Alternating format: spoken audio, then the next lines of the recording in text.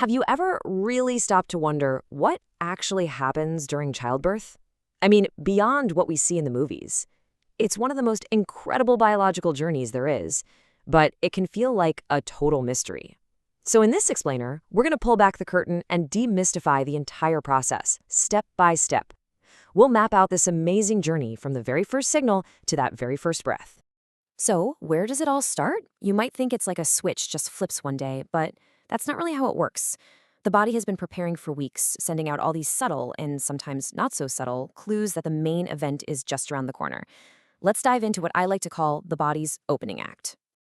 Yeah, think of these last few weeks before birth as the warm-up, the opening act. This is the pre-labor phase, where a whole bunch of complex things are happening behind the scenes to set the stage for everything that's about to unfold. Okay, it really all kicks off with a massive hormonal shift. For months, a hormone called progesterone has been the star of the show, keeping the uterus calm and basically sending a stay pregnant signal. But as we get close to the due date, its levels drop, and at the same time, the go hormones start to ramp up. It's literally like the body is switching from pause to play. So who are these so-called go hormones? Well, meet the two main players, prostaglandins and oxytocin. Prostaglandins get to work softening the cervix. That's the gateway the baby needs to get through. And right alongside them, oxytocin starts telling the powerful uterine muscles to contract. They're the dynamic duo that really gets the ball rolling. Now, this hormonal shift leads to some of the very first physical signs that labor is coming, and one of the first is the loss of the mucus plug. Throughout the entire pregnancy, this plug has sealed the cervix, acting like a little bouncer to protect the baby. As the cervix starts to soften and open up, this plug can come out. It's a pretty clear sign that the body is gearing up. And then, of course, there's the one we all know from TV and movies, your water breaking. This is when the amniotic sac, which is the fluid-filled bag that's been cushioning your baby, ruptures. But here's the thing. It's not always that huge, dramatic gush you see on screen. Sometimes it's just a slow trickle. Either way, it's a definite sign that labor isn't far behind. To really get how labor progresses, you've got to know two key terms, dilation and effacement. Dilation is pretty straightforward. It's just the opening of the cervix, and we measure it in centimeters. Effacement is the thinning of the cervix. The best analogy I've ever heard is to think of it like a turtleneck sweater. It has to both open up wider and thin out to let the baby's head pass through. All right, so the body is prepped and ready to go. We are now officially entering stage 1 of labor. I want you to think of this stage as climbing a mountain. It's a long, challenging ascent, but there's a very clear destination at the peak. Now, stage 1 isn't just one long, continuous thing. It's actually broken down into 3 distinct phases. It all begins with early labor, when contractions are just getting started. From there, it moves into active labor, and that's when things get a lot more intense. And it all culminates in transition, which is definitely the most challenging part of the climb.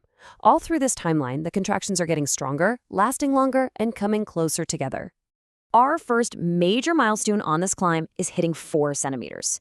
Reaching this point is a big deal. It means you've officially moved out of that long early phase and you're now in active labor.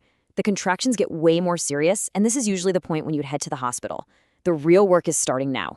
The next big landmark on our way up is 8 centimeters. This signals the start of the transition phase. And as you can guess from the name, this is the bridge to the final stage. It's often the most intense, most challenging part of labor, but here's the good news, it's also the shortest. You are so close to the summit.